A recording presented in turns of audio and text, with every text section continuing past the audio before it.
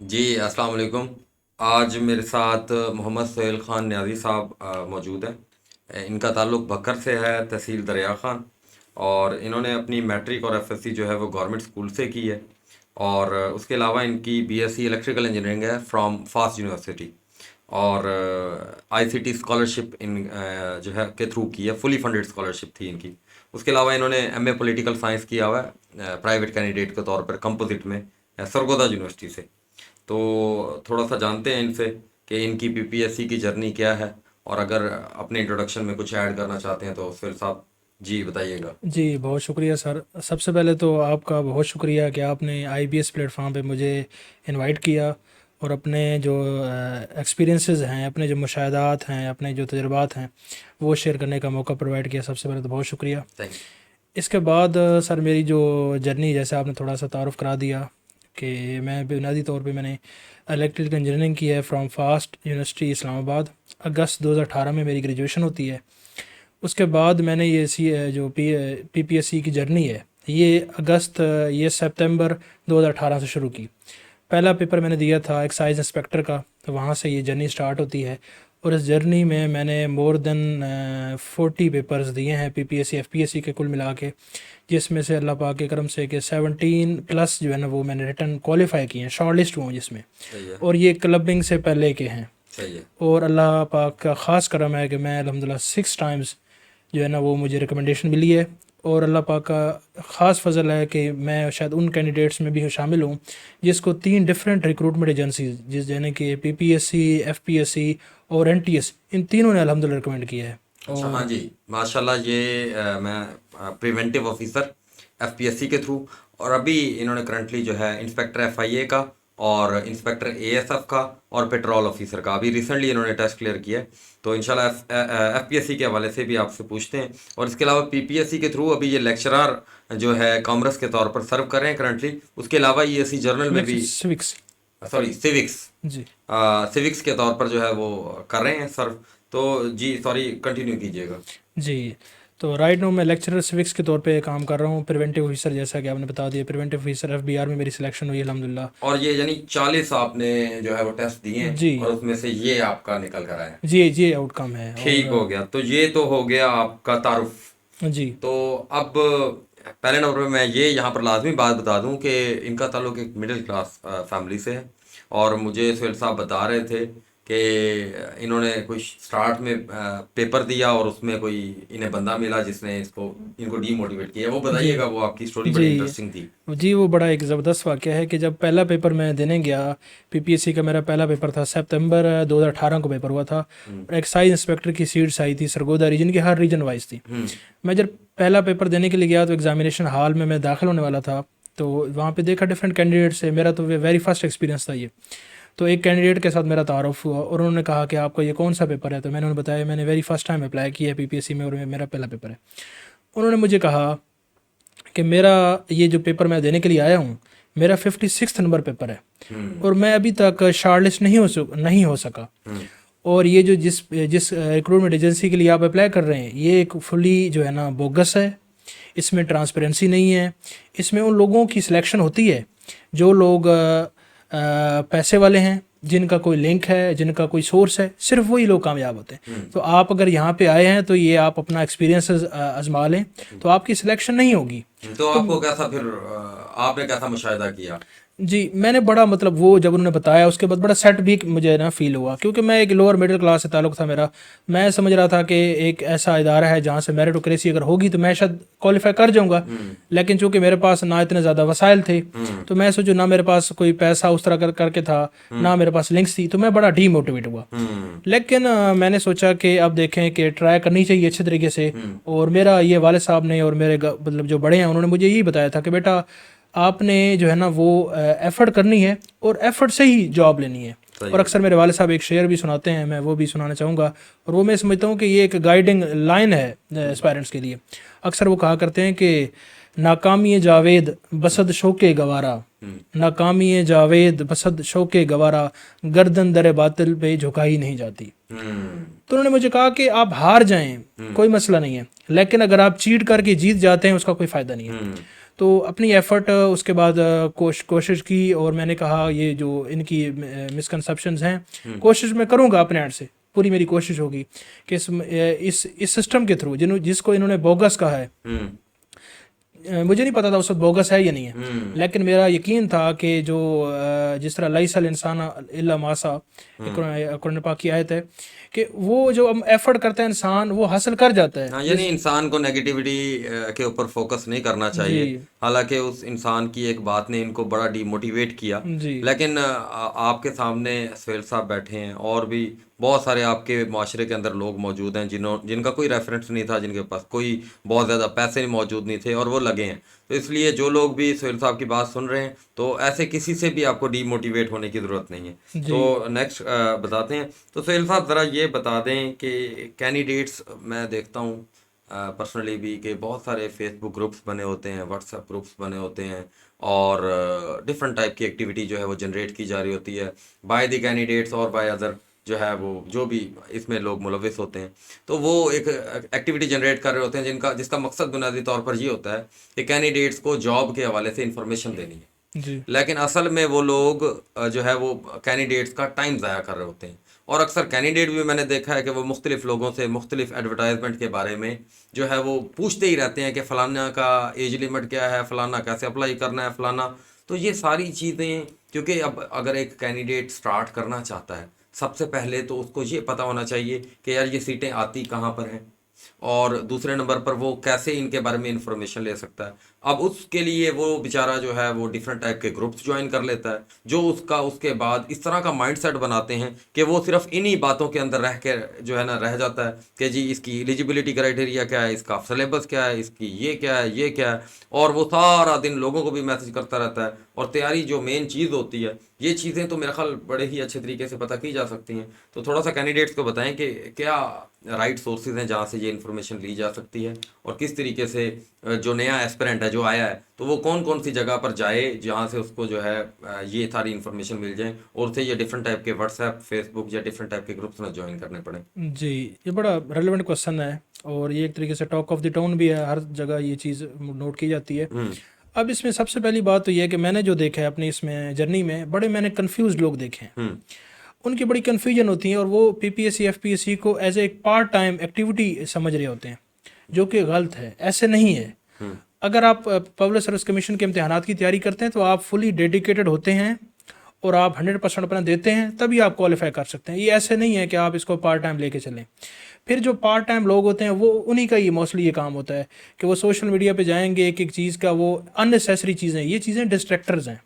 मैंने अपनी जर्नी में सोशल मीडिया का मिनिमम इस्तेमाल किया है, बहुत कम इस्तेमाल किया, क्योंकि जब आप देखते हैं, आपने अगर एक पब्लिक सेक्टर में किसी भी जॉब के लिए अप्लाई करना है, आपको पता है, आप नेशनल जॉब पोर्टल पे जाएं, उस वेबसाइट पे जाएं, आप पीपीएससी की ऑफिशियल वेबसाइट पे जाएं, एफपीएससी की ऑफिशियल वेबसाइट पे जाएं, वहाँ पे जो भी एडवर्टाइजमेंट आती है वहाँ पे आप एडवर्टाइजमेंट को देखें। एडवर्टाइजमेंट में ईच एंड एवरीथिंग लिखी हुई है कि ये जॉब है। हम्म इवन उसकी जो जॉब डिस्क्रिप्शन है वो भी लिखी हुई है, उसका सिलेबस क्या होगा, उसकी एज लिमिट क्या है, तमाम चीज़ें ईच एंड एवरीथिंग वहाँ पे लिखी हुई है। तो आप उसको फोकस करें, ना कि आप फेसबुक पे डिफरेंट सोशल मीडिया प्लेटफॉर्म पे अपना टाइम ज़ाया करें, अपने आप को डिस्ट्रैक्ट करें। इस तरह आप जो अपनी जर्नी है उससे डेविएट हो जाएंगे और आपका इसमें नुकसान होगा। और मेरा भी इस तरह की कन्वर्सेशन आपके सामने लाने का मकसद ये होता है कि एक ऐसा कैंडिडेट जो सक्सेसफुल है, जिसने एफपीएससी के अंदर भी, पीपीएससी के अंदर भी, एनटीएस के थ्रू भी, यानी इनकी सब इंस्पेक्टर एमओडी और ट्रैफिक एनालिस्ट एमओडी के तौर पर भी इनकी सिलेक्शन हो चुकी है, और उसके अलावा जूनियर ट्रैफिक जो वार्डन होते हैं उसके ऊपर भी इनकी सिलेक्शन जो है वो हो चुकी है। तो इस तरह का कैंडिडेट लाने का मकसद ये है कि मैं अपने आईबीएस के जो मेरे सेशन के लोग हैं, जो प्रीवियस सेशन के लोग हैं, या मेरे यूट्यूब के फॉलोअर्स हैं, तो वो हम दोनों लोगों की कन्वर्सेशन से देख सकें कि यार अप्रोच होनी क्या चाहिए। और ये तमाम लोग, और आप लोगों को भी ऐसे चाहिए कि जैसे इन्होंने कहा है, अपने आप को एनजे पोर्टल के ऊपर आप साइन अप कर लें। उसके अलावा ppsc.gop.pk ये एक वेबसाइट है। उसके बाद fpsc.gov.pk ये एफपीएससी की वेबसाइट है। ये 2-3 वेबसाइटें आप जो है हफ्ते में एक बार खोल कर देख लिया करें, यार कोई एडवर्टाइजमेंट तो नहीं आई। अगर ये दोनों काम नहीं कर सकते तो डेली न्यूज़पेपर के आखिर वाले पेज में देख लें कि कोई ऐड तो नहीं आई हुई। बस अगर कोई ऐड आई हुई है, उस एडवर्टाइजमेंट को अच्छे तरीके से पढ़ें, और पढ़ने के बाद अगर आप महसूस करते हैं कि आप उसके ऊपर एलिजिबल हैं, तो आप अप्लाई कर दें। बस ये होना चाहिए, ना कि अपने आप को इंगेज कर लेना चाहिए डिफरेंट जो है वो फेसबुक या व्हाट्सएप ग्रुप्स के अंदर। तो जी ये हम दोनों की तरफ से आपके लिए एक सजेशन है। तो ये हमारा इंट्रोडक्शन और जो कैंडिडेट के लिए बेसिक अवेयरनेस होती है उसके हवाले से पार्ट हो गया। तो अब मैं सेकेंडली आपसे बात करूंगा कि आपने भी तैयारी की है सोहेल साहब, इसकी एफपीएससी की भी, पीपीएससी की भी।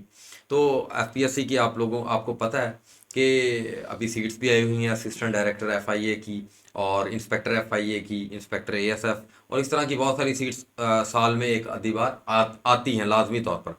और आपने तो माशाल्लाह जो है वो क्वालिफाई कर ली हैं ये टेस्ट, और इससे पहले भी आप प्रिवेंटिव ऑफिसर के तौर पर भी। तो एफपीएससी की तैयारी और पीपीएससी की तैयारी में फ़र्क क्या है? पहला मेरा ये बुनियादी सवाल है, आपके मुताबिक आप क्या समझते हैं कि यार क्या फ़र्क है? जी देखें ना, ये दो पब्लिक सेक्टर कमीशंस हैं जो कि पब्लिक सेक्टर में जो जितने भी गवर्नमेंट एम्प्लॉयज़ हैं उनको हायर करते हैं। इनकी कैपेसिटी में और जो पहली बात है कि इनकी कैपेसिटी में फ़र्क है। जो एफपीएससी है वो फेडरल के जितने डिपार्टमेंट्स हैं उनकी रिक्रूटमेंट करती है, और पीपीएससी पंजाब लेवल पे जितने भी पब्लिक सर्विस है उनकी रिक्रूटमेंट करती है। इसके बाद ये तो उसकी रिक्रूटमेंट का हो गया। फिर बात आ जाती है एज ए कैंडिडेट मेरे लिए क्या फ़र्क है। तो एज ए कैंडिडेट जो है ना, अगर हम इसकी प्रिपरेशन करते हैं तो दोनों की जो जॉब्स होती हैं, जॉब्स भी डिफरेंट हैं, और उनका जो सिलेबस है वो कुछ सिमिलर है, थोड़ा बहुत उसमें फ़र्क है। मैं ये समझता हूँ कि मैंने एफपीएससी के लिए कोई सेपरेटली अलग से तैयारी नहीं की, मैंने पीपीएससी को ही तैयार किया है और उसी पे मैक्सिमम फोकस किया है, और उसी में से ही एफपीएससी की काफ़ी हद तक प्रिपरेशन हो जाती है, लेकिन 100% नहीं होती।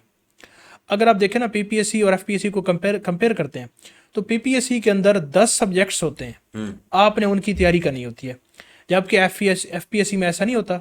एफपीएससी में 5-6 सब्जेक्ट्स होते हैं, आपने उनको फोकस करना होता है। जैसे मैं आपको एग्जांपल दूं कि पीपीएससी में 10 नंबर की उर्दू आती है आपके जनरल पेपर में, लेकिन एफपीएससी में नहीं आती। इसी तरह पीपीएससी के अंदर ज्योग्राफी के अलग से क्वेश्चंस आ जाते हैं, वो उस पर ज़्यादा फोकस किया जाता है, एफपीएससी में वो उस तरह करके नहीं आती। इसी तरह डिफरेंट और भी इंग्लिश का थोड़ा सा नेचर का फ़र्क है। तो कुछ मेरे ख्याल में जो है इसमें एक तो सब्जेक्ट्स कम है एफपीएससी में, और दूसरा वेटेजेस का भी फ़र्क है। जिस तरह पीपीएससी में मैथ 8 नंबर की आती है, लेकिन एफपीएससी में किसी पेपर में 16 की आती है, किसी में 20 की आती है। अच्छा, ये मैथ के ऊपर, सॉरी टू इंटरप्ट यू, ये मैथ बड़ा मेरा ख्याल क्रूशल है जी एफपीएससी के हवाले से। और मैं ये यहाँ पर मेंशन भी करना चाहूँगा कि सोहेल साहब ईएससी जर्नल के तौर पर जो है इनकी एक्सपर्टीज़ हैं, ये सर्व कर चुके हैं, वहाँ पर मैथ ही ये पढ़ाते थे। तो इंशाल्लाह आईबीएस के भी कैंडिडेट्स जो हैं और जो हमारे सेशन के साथ जुड़ेंगे, तो इंशाल्लाह सोहेल साहब की भी सर्विसेज अवेलेबल होंगी, और इंशाल्लाह इंशाल्लाह। ये भी आपको मैथ के हवाले से करेंगे। तो मैथ के ऊपर ज़रा आप बताएं कि एफपीएससी की जो मैथ है, तो बच्चे जो है वो छोड़ देते हैं या सवाल रटना शुरू कर देते हैं, तो क्या राइट अप्रोच है एफपीएससी के 16 नंबर की मैथ या पीपीएससी की जो 8 नंबर की मैथ है? जी देखिए ना सर, मेरे ख्याल में तो मुझे अगर किसी चीज़ ने हर जगह सपोर्ट किया है ना, और मैं कहता हूँ कि मेरे साथ अगर किसी सब्जेक्ट ने हमेशा वफा की है, वो मैथ है। हम्म। हमेशा एवरग्रीन सब्जेक्ट है। इसमें आपको थाउजेंड्स ऑफ जो क्वेश्चंस करने की ज़रूरत नहीं है। अगर आपने टॉपिक्स को अच्छे तरीके से अंडरस्टैंड कर लिया है और आप प्रैक्टिस करते हैं इसमें, तो आप इसमें एक क्वेश्चन भी आपका गलत नहीं होता। और मैं अपनी आपको बात बताऊं, जब मेरा कभी मुझे किसी क्वेश्चन पे रिग्रेट नहीं होता था गलत होने पे, लेकिन अगर मेरा कोई पेपर मैथ का जो एमसीक्यू है वो कहीं स्किप हो जाता था, चाहे वो पीपीएससी हो एफपीएससी हो, तो मुझे उसका बड़ा रिग्रेट होता था। तो अब ये है कि ये इसकी वेटेज बहुत ज़्यादा है, और इसकी वेटेज सिर्फ पीपीएससी एफपीएससी तक महदूद नहीं है। आप जीआरई का इम्तिहान देते हैं, आप इसके अलावा एनटीएस का इम्तिहान देते हैं, आप एमएस के लिए डिफरेंट गैट का पेपर देते हैं, आप जो भी बड़े बड़े एग्ज़ाम्स हैं रिक्रूटमेंट के हैं या चाहे वो शॉर्टलिस्टिंग है, उसमें मैथ का एक डोमिनेंट शेयर होता है, और मैथ वाकई आपकी एक मेंटल एबिलिटीज़ को चेक कर रही होती है। अब सवाल ये पैदा होता है कि इसकी तैयारी क्या, कहाँ पे ये लोग क्यों भाग जाते हैं, जिस तरह आपने बात की। उसकी वजह ये है, हम असल में क्या करते हैं, हमारा माइंडसेट होता है क्रैमिंग वाला। हम ये करते हैं कि हमें कोई 100 क्वेश्चन दे दे, हम वो तैयार कर लें, उनको क्रैम कर लें और वही पेपर में आ जाए। हालांकि ऐसे नहीं होता। आपने क्वेश्चन नहीं तैयार करना होता, आपने मेथड को अंडरस्टैंड करना होता है। सही हो गया। अगर आप मेथड को अंडरस्टैंड कर लेते हैं, उससे मिलते जुलते जितने भी सवाल हैं, चाहे वो पीपीएससी में है, एफपीएससी में है, वो कहीं भी आपके स्किप नहीं होते। सही हो गया, ठीक हो गया मैथ के हवाले से। और इंग्लिश के हवाले से भी थोड़ा सा बता दें कि इंग्लिश क्योंकि बड़ी टेक्निकल आती है एफपीएससी के अंदर और 20 नंबर की आती है, तो इंग्लिश के ऊपर किस तरीके से, क्या सोर्सेज से वैसे आपके, और कैसे तैयारी की जा सकती है? जी इंग्लिश जो है लाजमी, जिस तरह मैथ की इंपॉर्टेंस है इंग्लिश की भी हर जगह इंपॉर्टेंस है, सिर्फ पब्लिक सेक्टर तक महदूद नहीं, हर जगह आपको ये हेल्प आउट करती है। तो इंग्लिश की मेरी अपनी अगर स्ट्रेटजी बताऊँ तो इंग्लिश में मैंने जो देखा कि कंपोजिशन जो है, इसका कंपोजिशन का पार्ट, ग्रामर का पार्ट आता है, पीपीएस एफपी दोनों में आता है। तो उसमें बुनियादी तौर पे कौन से टॉपिक्स हैं, तो मैंने उन टॉपिक्स को शॉर्टलिस्ट कर लिया। वो 12 से 15 टॉपिक्स बनते हैं। अगर मैं एग्जांपल दूं कि पार्ट्स ऑफ स्पीच है, करेक्शन है, वन वर्ड सब्स्टिट्यूशन है, ईडियम है, एक्टिव पैसिव है, डायरेक्ट इनडायरेक्ट है, वोकेबलरी है, इसी तरह के 12 से 15 टॉपिक्स को मैंने पहले शॉर्टलिस्ट किया। फिर हर टॉपिक को पढ़ना है। अब कहाँ से मैंने पढ़ा, उसके लिए मैंने 2 बुक्स कंसल्ट की। एक रेन मार्टिन की बुक है, रेड कलर की बुक है, high school grammar, rain Martin लिखी है। वो बुक और उसकी सॉल्ड कॉपी, मीनिंग उसकी एक्सरसाइज की जो बुकलेट है वो उसके साथ मिला के, और दूसरी किताब जो कि मैंने इसमें पढ़ी है वो टू दी पॉइंट आफ्ताब साहब की बी ए लेवल पढ़ाई जाती है। इन दोनों किताबों से मैंने वो टॉपिक्स कवर किए हैं, और जो उस बुक्स पे एक्सरसाइजेज हैं वो मैंने सॉल्व किए हैं, खुद से सॉल्व किए हैं। और अल्हम्दुलिल्लाह मेरे मतलब मोर देन 90% क्वेश्चन सॉल्व होते हैं। इसके अलावा मैंने कोई भी, अक्सर कहते हैं ये वेबसाइट कर लें, वो वेबसाइट कर लें, मैंने कोई वेबसाइट से कभी हेल्प नहीं ली। इन्हीं 2 किताबों की एक्सरसाइजेज की हैं, पहले इन बुक्स इन्हीं 2 किताबों से टॉपिक्स कवर किए हैं। टॉपिक्स के बाद वो एक्सरसाइजेज सॉल्व कर लिए हैं, तो इसमें कभी कहीं इशू नहीं हुआ। ठीक हो गया। यानी सोहेल साहब का अगर मैं समराइज़ करूं, इन्होंने जो कहा है कि एफपीएससी और पीपीएससी के दरमियान सिर्फ और सिर्फ कंटेंट का फ़र्क नहीं है, बल्कि वेटेज का फ़र्क है। यानी उधर वेटेज ज़्यादा आती है, और कोई थोड़ा बहुत इंग्लिश के अंदर अगर फ़र्क है तो है, बाकी उर्दू नहीं आती। यानी या तो सब्जेक्ट एलिमिनेट हो जाते हैं, बाकी तकरीबन सेम ही है। यानी ऐसा कोई भी नहीं है कि मेरा ख्याल कैंडिडेट जो ये कहे कि भाई मैंने एफपीएससी की अलहदा तैयारी की है और पीपीएससी की मैंने अलहदा तैयारी की है। आपस में इंटरकनेक्टेड हैं, इंटर रिलेटेड हैं, और आप लोग तैयारी कर सकते हैं अगर करना चाहें जी। और तो। एक एक बस, सॉरी आपको जी। इंटरप्ट करूँ, एक चीज़ मैं ऐड कर दूं कि जो पीपीएससी का पोटेंशियल कैंडिडेट है ना सर, मैंने नहीं देखा वो एफपीएससी में नाकाम हो। क्योंकि एफपीएससी में मेरा जो पर्सनल ऑब्जर्वेशन है उसमें आपका जो मेरिट है वो मेरिट भी कम होता है और मुकाबला भी कम होता है, क्योंकि उसका एक लेंथी प्रोसेस है। लोग बहुत से फेडअप भी हो जाते हैं, और बहुत कम लोगों को पता भी होता है कि ऐड आया है, या अप्लाई भी कम करते हैं। तो एफपीएससी में मेरे ख्याल में जो है ना स्पेस है, काफ़ी ज़्यादा स्पेस है। एफपीएससी में ज़्यादातर उन लोगों को अप्लाई लाजमी करना चाहिए जो ऑलरेडी जॉब ले चुके हैं, और अच्छी जॉब के लिए, क्योंकि फेडरल की जॉब्स बहुत ज़बरदस्त किस्म की जॉब हैं, लाइक इंस्पेक्टर एफआईए, एडीएफआईए, एडीआईबी। अगर कोई फोर्सेस में जाना चाहता है और 25 ईयर से अबव हो चुका है, तो ये एडीएफआईए आपको अपॉर्चुनिटी प्रोवाइड करता है कि अभी भी आप जा सकते हैं फोर्सेस के अंदर। इंस्पेक्टर एफआईए आपको ये अपॉर्चुनिटी प्रोवाइड करता है। इंस्पेक्टर कस्टम है, और भी इस तरह के बहुत सारे आपके पास एफबीआर के अंदर भी अपॉर्चुनिटीज़ होती हैं, तो आप लाजमी जो है वो कर सकते हैं। और मैं यहाँ पर ये भी बल्कि एक बात ऐड करता हूँ कि आजकल मुझे जो है कैंडिडेट्स बता रहे होते हैं कि सर, न अगर कोई सिलेक्ट नहीं भी हो सकता, लेकिन वो अपने अंदर एक मुसलसल जो है वो तब्दीली देखता है। तो आप इस बात से कितना एग्री करेंगे कि अगर खुदा ना खास्ता अगर पीपीएससी की किसी बंदे ने तैयारी की और उसकी सिलेक्शन ना हो सकी, तो क्या ये ज़ाया चली जाती है, ये तैयारी जी जो उसने की है? जी, इस पे मैं ऐड करूँगा। देखें, मैं तो समझता हूँ कि पीपीएससी की जो तैयारी है ना, ये पीपीएससी एक कैफियत का नाम है। हम्म। ये एक, आप जब आप पीपीएससी आप तब क्वालिफाई करते हैं मेरी नज़र में, जब आप पीपीएससी को अपने ऊपर सवार कर लेते हैं। और वो जिस तरह कहते हैं ना कि मैं नहीं बोलती मेरे जो मेरा यार बोलता, हाँ। एक वो कंडीशन आ जाती है कि जब आप ओढ़ना बिछोना उसको पीपीएससी एफपीसी की प्रिपरेशन को बना लेते हैं, तो फिर आप यकीन करें आप जहाँ जाते हैं वहाँ पे आपका नाम आता है। और जहाँ तक ये बात है कि आपकी प्रिपरेशन ज़ाया चली जाती है, कभी भी ऐसा नहीं होता। अल्लाह पाक देखे ना किसी की मेहनत को, अब देखें ना, अब छोटा सा एक आदमी भी है ना, वो किसी का एहसान अपने पास नहीं रखना पसंद करता। तो जिस हस्ती ने कायनात बनाई है, वो आपकी अपनी एफर्ट को कैसे अपने पास रख लेगा? सही है। तो वो ज़रूर उसका रिवार्ड मिलता है, वो किसी न किसी फॉर्म में ज़रूर मिलता है अच्छा, उसको। मैं पीपीएससी पे जाने से पहले, क्योंकि आप आए हैं, मैंने आपको अपना ये सारा इदारा भी विज़िट करवाया है, और इंशाल्लाह आप लोगों के लिए भी दिखाएंगे, आपको भी। तो सोहेल साहब को मैंने ये पूरा प्रोसेस दिखाया है कि यार हम किस तरीके से बच्चों को जो है वो तैयारी करवा रहे हैं। और ये सोहेल साहब मेरे साथ 3rd सेशन में जुड़े थे, और ये भी यानी हमारे इदारे के साथ इन्होंने भी तैयारी की। तो मैंने इनको दिखाया कि हमने क्या क्या तब्दीलियाँ की हैं, किस तरीके से हम एफ़र्ट कर रहे हैं, और पूरा सेटअप भी दिखाया है, और नोट्स वगैरह भी दिखाए हैं, बाकी चीज़ें भी इन्हें बताई हैं। तो आप आईबीईएस के बारे में, इकरा बिलाल एजुकेशन सिस्टम के बारे में क्या कहेंगे? आपको कैसा लगा है? क्योंकि आप नोवा वगैरह और वर्ल्ड टाइम्स के बारे में भी जानते हैं, और बाकी इदारों को भी आपने देखा है, तो कंपैरेटिवली आप क्या कहेंगे?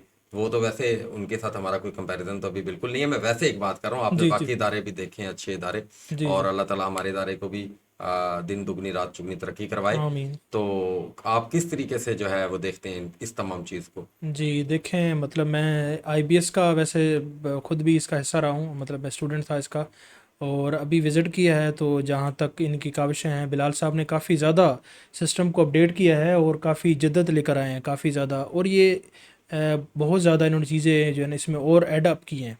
और ये विद पैसेज ऑफ साइम इनका बड़ा एक क्लियर विजन है कि मैंने बच्चों को कैसे गाइड करना है। और मैं आपको टू बी ऑनेस्ट बात बताऊँ, मैंने अब इन्होंने नाम लिया है सर ने, किप से मैंने प्रिपरेशन की है, अच्छा। और आप यकीन करें कि वहाँ पे फॉर्मेलिटीज़ के अलावा मुझे कुछ नज़र नहीं आया। मीन्स के मैं अगर सिंपल वर्ड्स में आपको कहूँ, सूटेड बूटेड होके तमाम आएंगे, सारा कुछ करेंगे, लेकिन वो एक कॉस्मेटिक शो मुझे नज़र आया। एक बबल, जिस तरह बबल होता है, अंदर कुछ नहीं है। और जितने भी वन पेपर के आप इंस्टीट्यूट्स हैं, आप पता कर लें, लाहौर में जितने भी हैं, बहुत सारे हैं, वो आपको हार्डली 2-3 मज़ामीन की तैयारी कराते हैं। उसके बाद वो कहते हैं कि आप खुद जाके करें। और आप चेक कर लें, ये आप ऑन रिकॉर्ड ये बात चेक कर लें, आप पूरे पाकिस्तान में विज़िट कर लें, ऐसा कोई इदारा मुझे बता दें जिसने 10 के 10 मज़ामीन को सेपरेट, पहली बात है सेपरेट किया हो, और फिर सेपरेटली उनको ट्रीट करके प्रिपरेशन कराई हो। ऐसा कोई इदारा भी नहीं है।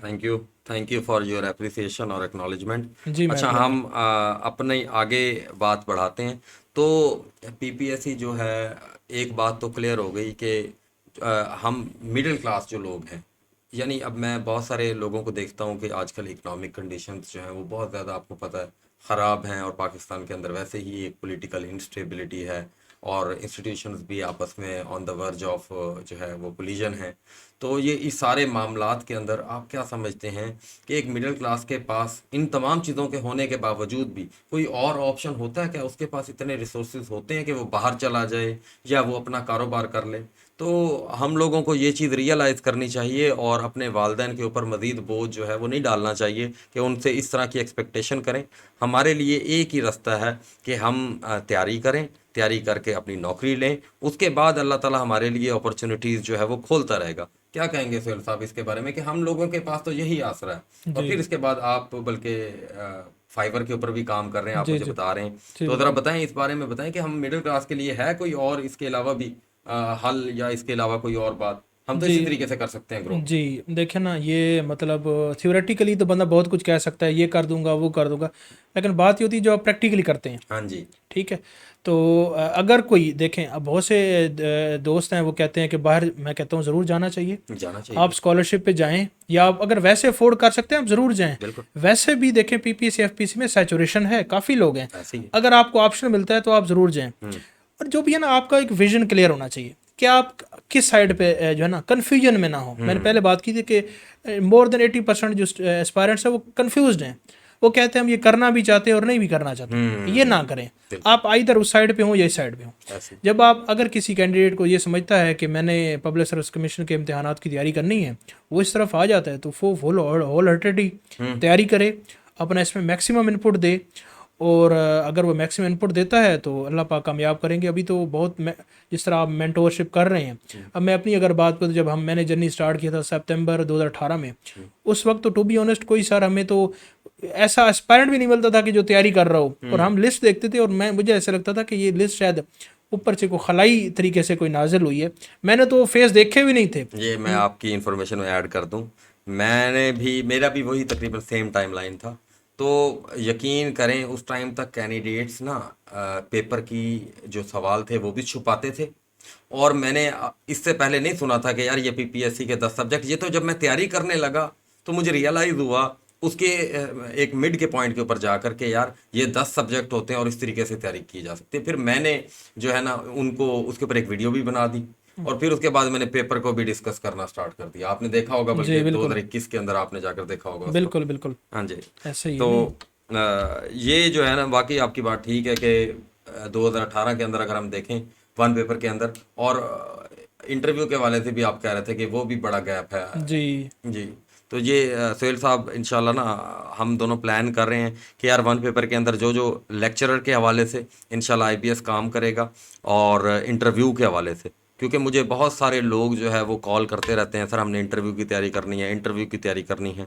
तो मेरी अकेले की कैपेसिटी जो है वो बहुत कम है।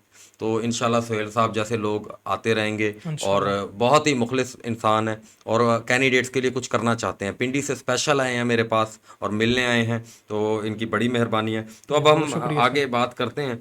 पीपीएससी के हवाले से आप थोड़ी सी बता दें कि अगर किसी कैंडिडेट ने सोच लिया है, तमाम उसने मामला देखे हैं, उसने देखा है कि यार मैं नहीं अफोर्ड कर सकता, मैं बाहर भी नहीं जा सकता, मेरे घर वालों के पास इतने वसाइल भी नहीं है कि वो मुझे कोई कारोबार करवा दें, और कारोबार का ऑप्शन भी उसका बंद हो गया है, उसके पास कोई ऑनलाइन स्किल्स भी नहीं है।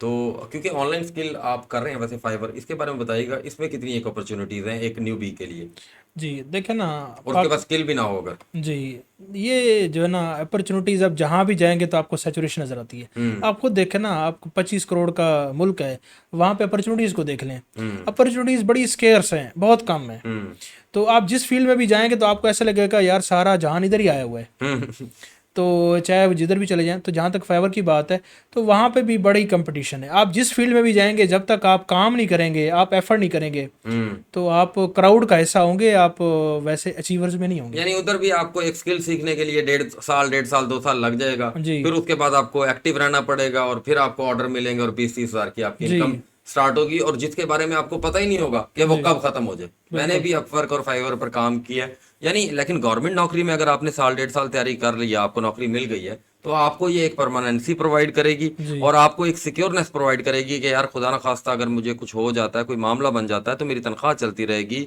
मेरे जी घर वाले सिक्योर हैं, सेफ हैं। तो ये जी बड़ी एक बिल्कुल। जो है और अगर कोई करना चाहता है, स्किल सीखना चाहता है, उस पर टाइम देना चाहता है, तो ज़रूर सीखे, सीखे। जरूर। हम तो लेकिन उनके, उसकी भी रिक्वायरमेंट है, जी उसके ऊपर भी टाइम तो लगाना पड़ेगा। बिल्कुल, टाइम तो हाँ जी, डेफिनेटली ठीक है। तो सही है। अगर अब किसी ने सोच लिया और स्किल वगैरह भी उसके पास नहीं है, और वो इतना ज़्यादा 2-3 साल उधर नहीं लगाना चाहता, वो चाहता है कि यार उसको पढ़ने का शौक है, वो इधर करना चाहता है, तो आप क्या समझते हैं कि वो कहाँ से स्टार्ट करे और पीपीएससी की तैयारी, और अगर वो अपने तौर पर करना चाहता है, क्योंकि आपको पता है कि हर कोई अफोर्ड नहीं कर सकता। जी और तो आप क्या कहते हैं कि क्योंकि जब बंदा इस प्रोसेस के अंदर गुजारता है, तो अब हमें पता चल गया कि यार वहाँ पर ये चवल ना मारते, यार वहाँ पर ये ऐसे नहीं करते, तो शायद यार हम लोग कामयाब हो जाते। तो अब अगर आप एक न्यू एस्पिरेंट को एडवाइस करें और उसको बताएं, तो आप क्या बताएंगे कि क्या 1 2 3 4 5 स्टेप्स होंगे कि जिसके अंदर वो ये चीज़ें करता जाए और उसकी कामयाबी जो है वो कन्फर्म है। जी, देखिए ना, ये बड़ा अहम सवाल है।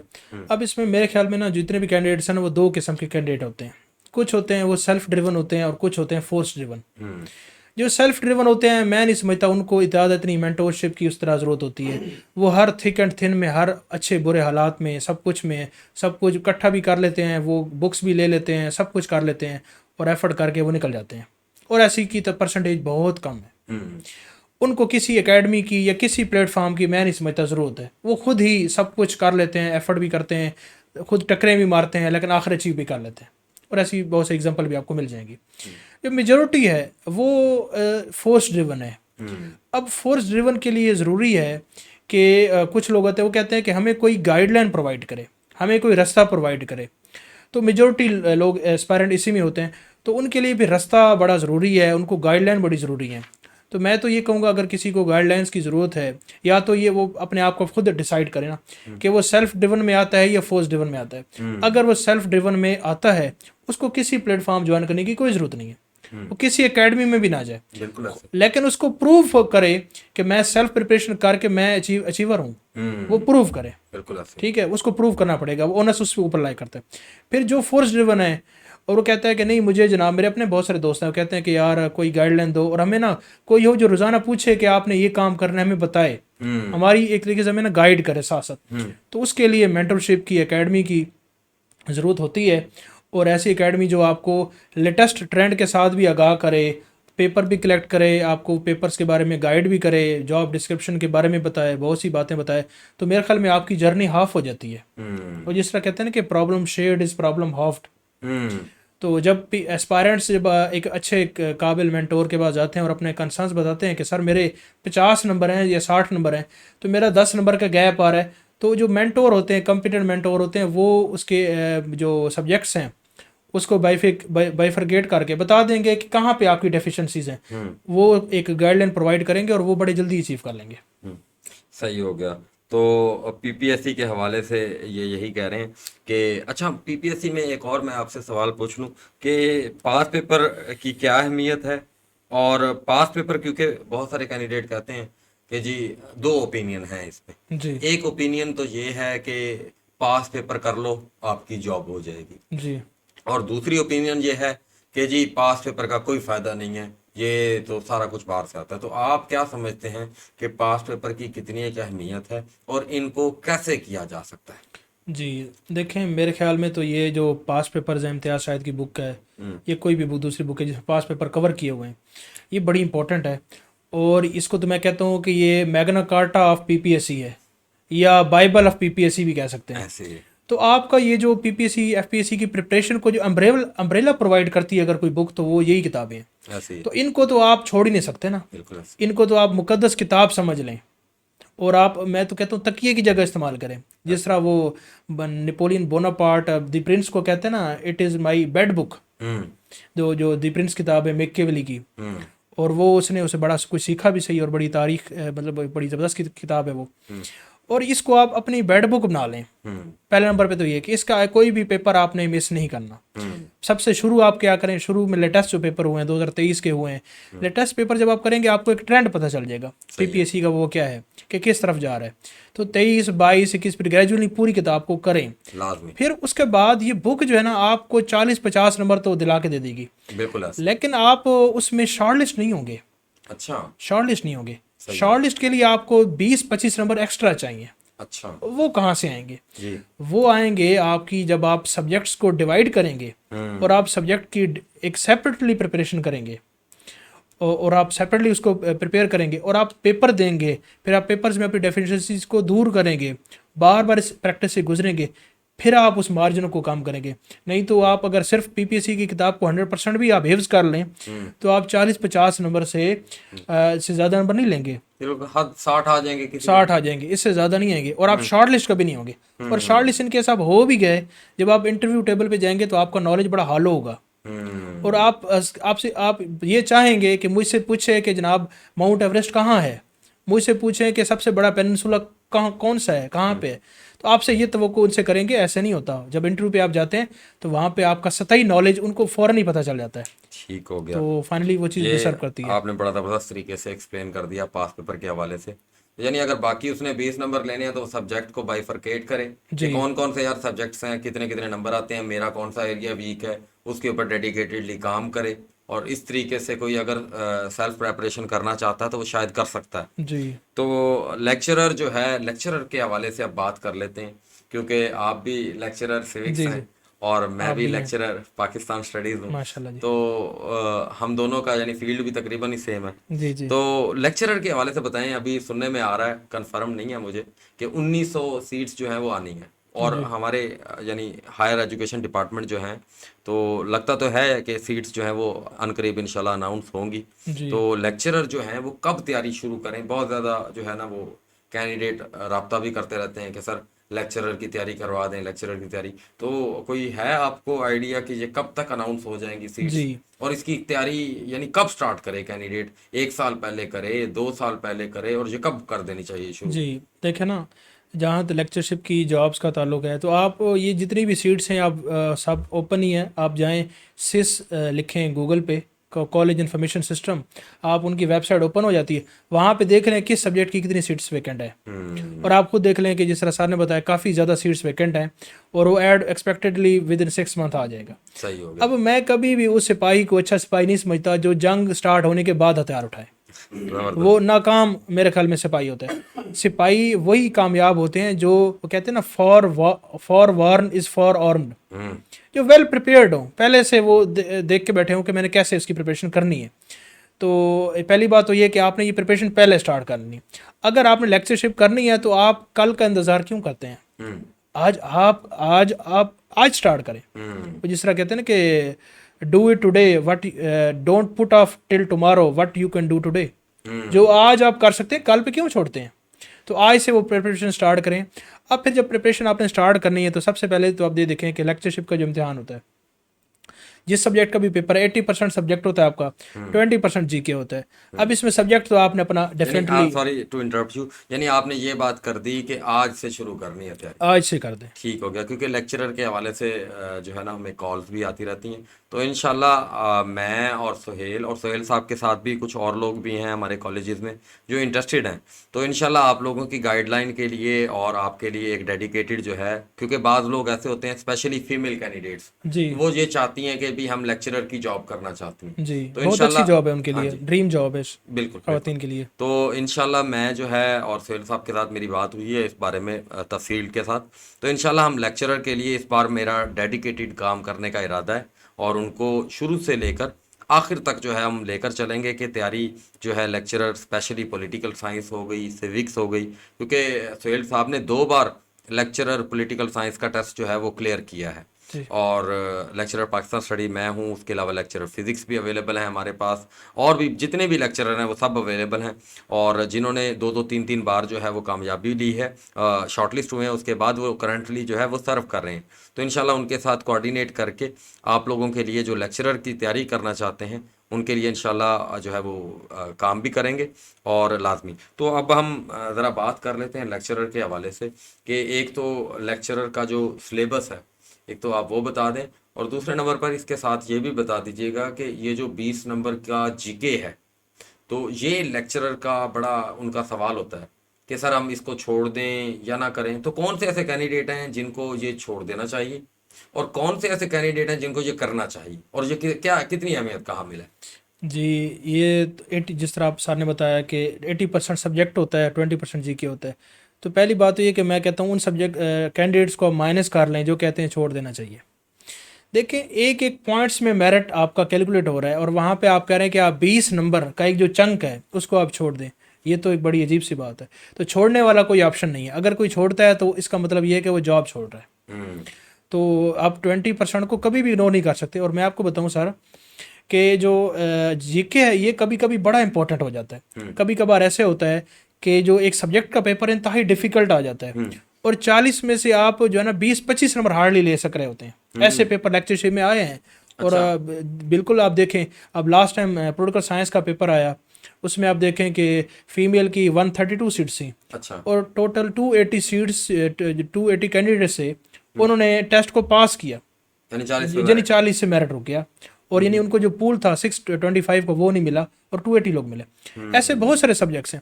अब ऐसे जो सब्जेक्ट्स होते हैं जहाँ मेरिट 40 पे, वहाँ पे जीके बड़ा वाइटल हो जाता है। वहाँ पे जिसने जीके में से 20 में से 17-18 ले लिए, उसको वहाँ से 23-24 नंबर लेने होते हैं और वो पास हो जाता है। तो जीके इंस्ट्रूमेंटल है वैसे भी आपकी। क्योंकि देखें ना, हम क्या समझते हैं, हम ये समझते हैं कि अगर किसी बंदे ने शॉर्ट लिस्ट हो गया है तो उसका जॉब होगी। हालांकि ऐसा नहीं है। आप लीड लेते हैं। और आपको एक और भी मैं इसी चीज़ में ऐड करूं कि कभी कभार ऐसे होता है जो हमारे इंटरव्यूज़ हो रहे होते हैं, तो उसमें एक ना जो नैरो ब्रैकेट होती है, हाईएस्ट को 70 नंबर मिले हैं और जो लोएस्ट है वो 62 पे है, या मेजोरिटी 62-64 पे है और हाईएस्ट 70 पे है। तो आपकी जो ब्रैकेट है वो बड़ी कम है। आप उस ब्रैकेट को कवर कौन सी चीज़ करती है, वो आपका रिटर्न करता है। और रिटर्न में कौन सी चीज़ आपको डिफरेंशिएट करती है, वो आपका जीके करता है। तो जीके की जो अहमियत है उस पर किसी सूरत भी इनकार नहीं किया जा सकता। और जिसने इस पे काम किया है तो वो एक लीड लेता है रिटर्न में, और जो रिटर्न में लीड लेता है वो अल्टीमेटली ओवरऑल मार्क्स में लीड लेकर रिकमेंड हो जाता है। ज़बरदस्त हो गया। तो यानी लेक्चरर की जो है वो सब्जेक्ट की भी आपको फोकस करना चाहिए, और जो है जीके के ऊपर भी फोकस करना जी चाहिए। बिल्कुल। ठीक हो गया।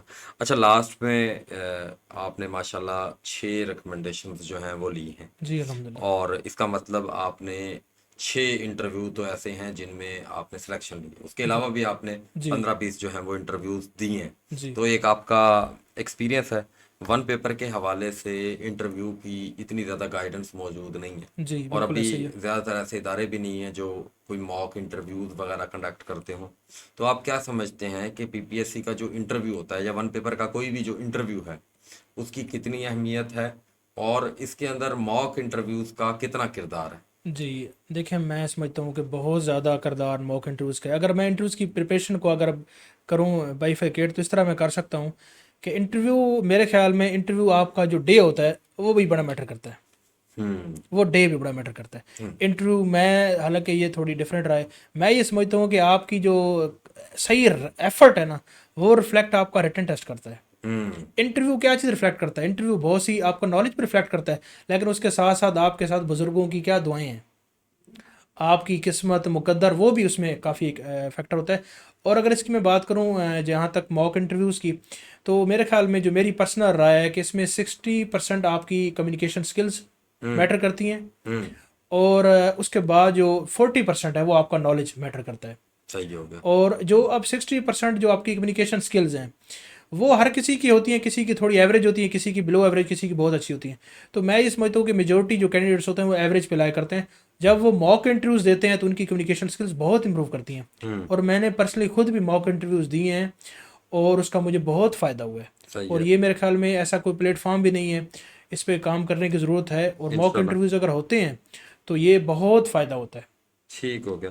तो जैसा कि आपने बताया कि इंटरव्यू जो है उसमें कम्युनिकेशन स्किल्स मींस के कॉन्फिडेंस होना चाहिए। जी। अच्छा, तो अगर दूसरे एंगल से देखा जाए, एक तो कैंडिडेट को इंट्रोडक्शन अपना अच्छा तैयार कर लेना चाहिए, जी।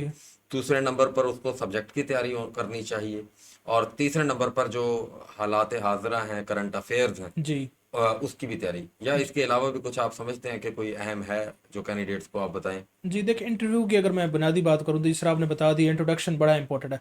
अब इंट्रोडक्शन में सब यही समझते हैं कि जैसे हमने कोई 20 सेंटेंसेस याद कर लेने, ऐसे नहीं है। अच्छा। इंट्रोडक्शन में जब आप अपना नाम बताएंगे तो नाम का मतलब क्या है, हम्म। उस नाम के कोई सहाबी रसूल गुजरे हैं, हम्म। उस नाम की कोई बड़ी शख्सियत गुजरी हैं। हम्म। आपने बताया मैं दरिया खान से हूँ, दरिया खान की क्या हैसियत है, दरिया खान किस वजह से मशहूर है या मशहूर नहीं है, बखर की बात की है, बखर कहाँ पे है। तो मतलब इंटरव्यू में जो एक एक आपका वर्ड होता है, जिस तरह आप MS वर्ड पे या वेबसाइट पे कर रहे होते हैं काम, उसको पढ़ते हैं, रीडिंग करते हैं, तो वहाँ पे कुछ वर्ड्स जो है ना वो ब्लू कलर के होते हैं, वो बुक मार्क्स होते हैं, वो लिंक्स होते हैं। तो मैं ये समझता हूँ जब आप इंट्रोडक्शन करवाते हैं आप अपना, आप बुलेट्स प्रोवाइड करते हैं अपने इंटरव्यू, जो आपका इंटरव्यूअर होता है, हम्म। तो आपने इंट्रोडक्शन को तैयार करना है, साथ में एक एक वर्ड जो आपने वहाँ पे बोला है उसको समझ के जाना है, उसके बारे में पढ़ के जानना है, नंबर 1। नंबर 2, आपने क्या करके जाना है, जिस तरह आपने बताया सब्जेक्ट जिसके लिए आप गए हैं, यानी कि अगर लेक्चरशिप है तो आपका वो सब्जेक्ट है। अगर आप जनरल पोस्ट के लिए गए हैं तो फिर क्या होगा, फिर आप जिस पोस्ट के लिए गए हैं उस पोस्ट की जॉब डिस्क्रिप्शन क्या है, सही है। वो डिपार्टमेंट क्या है, उस डिपार्टमेंट में उस पोस्ट का क्या किरदार है, वो डिपार्टमेंट क्या करता है, वो डिपार्टमेंट किस एक्ट के थ्रू थ्रू काम करता है, उसके बारे में आपको नो हो लाजमी है। सही है। ठीक है। इसके बाद तीसरे नंबर पे आपको जो आपकी हॉबीज़ हैं, फेवरेट पर्सनलिटीज़ है, ये चीज़ें भी आपको पता होनी चाहिए। सही है। और बेसिक्स जो है ना पाक स्टडीज़ की और इस्लामियात की, ये बहुत इंपॉर्टेंट है। अक्सर मैं देखता हूँ कि अब लेक्चरशिप के इंटरव्यूज़ हुए हैं, अब लोगों के बहुत अच्छे इंटरव्यूज़ हुए हैं, लेकिन उनसे बेसिक सवाल पूछ लिया है, ये सुलह हुदैबिया क्या है, उनसे बेसिक सवाल पूछ लिया गया है कि 3 जून प्लान क्या है, और उन्होंने कह दिया सॉरी। अब ये जब आप सॉरी करते हैं बेसिक सवालात पे ना, तो इससे आपका जो इम्पैक्ट है ना वो अच्छा नहीं पड़ता। बाकी कम्युनिकेशन स्किल्स तो आपकी बहुत ज़्यादा इम्पैक्ट करती हैं। ये तो कहते हैं कि जो मैंने तीसरा बताया 60% तो यही है, और ये आपकी आती है प्रैक्टिस के साथ आती है, नॉलेज के साथ आती है, आपकी ज़िंदगी के अपने मुशाहिदात, तजर्बात, कितना आप कूल रहते हैं, कितना अपने आप को कंपोज रख सकते हैं, कितना प्रेशर से अपने आप को, आप अपने ओवर प्रेशर या नर्वस नहीं होते। तो ये चीज़ें प्रैक्टिस के साथ भी हैं, और ये इस तरीके से वो बड़ा अहम उसमें रोल प्ले करती हैं। सही हो गया सोहेल साहब, बड़ी सैर हासिल गुफ्तगू की। और मैं उम्मीद करता हूँ कि तमाम उम्मीदवार, बेशक वो PPSC की तैयारी कर रहे हों या FPSC की तैयारी कर रहे हों और लेक्चरर की तैयारी कर रहे हों, तो हमने कोशिश की है सोहेल साहब और मैंने कि हम उन तमाम सवालों को जो है वो डिस्कस कर दें। अगर उसके अलावा भी आपके कोई सवाल हों तो आप कमेंट बॉक्स में बता सकते हैं, तो सोहेल साहब के साथ इंशाल्लाह हम दूसरी नशिस्त भी रख लेंगे जिसमें इंशाल्लाह वो आपको आपके जो कमेंट में आने वाले सवालात हैं तो उनको भी एड्रेस कर देंगे। तो आखिर में सोहेल साहब बहुत शुक्रिया। और अगर आप उम्मीदवारों को, जो कैंडिडेट्स हैं जो PPSC की, FPSC की तैयारी कर रहे हैं, अगर आप उनको कोई नसीहत या मशवरा देना चाहते हैं तो लाजमी जी दें। जी, सबसे पहले तो बहुत शुक्रिया आपने मुझे इस इनवाइट किया। अब जो यहाँ तक बात है लास्ट मैसेज की मेरी तरफ से, वो यही है कि मैंने अपनी वही बात कि जब मैंने स्टार्ट की थी तो मुझे नेगेटिविटी मिली हर जगह से कि PPSC में करप्शन है, FPSC में करप्शन है, यहाँ है, इस तरह की मैंने बहुत बातें सुनी हैं। तो मेरे ख्याल से मेरा यही पैगाम है कि आप इन बातों पे कान ना धरें, आपके सामने एक मामूली जो बुक सेलर है उसका बेटा अगर 6 जगह रिकमेंड हो सकता है तो आप क्यों नहीं हो सकते? बिल्कुल ऐसे। ज़रूर हो सकते हैं। आप अल्लाह पाक पे भरोसा करें, मेहनत करें, एफर्ट करें और इन सारी जो डेविएंट्स हैं, ये सारी जितनी भी ये आपको डिस्ट्रैक्टर्स हैं, इनसे अपने आप को बचाएं, एफर्ट करें और इंशाल्लाह मुझे बहुत खुशी होगी जब आप जितने भी मेरे को सुनने वाला अगर ये पैगाम सुनता है और उस पर अमल करता है और कामयाब होता है। और ज़रूर इंशाल्लाह मुझे लगता है कि जो सिंसियरली इन चीज़ों को देखेगा, उस पर काम करेगा, वो ज़रूर कामयाब होगा इंशाल्लाह। जी थैंक यू। तो आई होप आपको ये पसंद आए, तो कमेंट बॉक्स में लाजमी बताइएगा और वीडियो को लाइक लाजमी कर दिया करें ताकि इसकी रीच जो है वो हो जाए। और आई होप आपको इससे फ़ायदा होगा। थैंक यू जी, अल्लाह हाफिज़।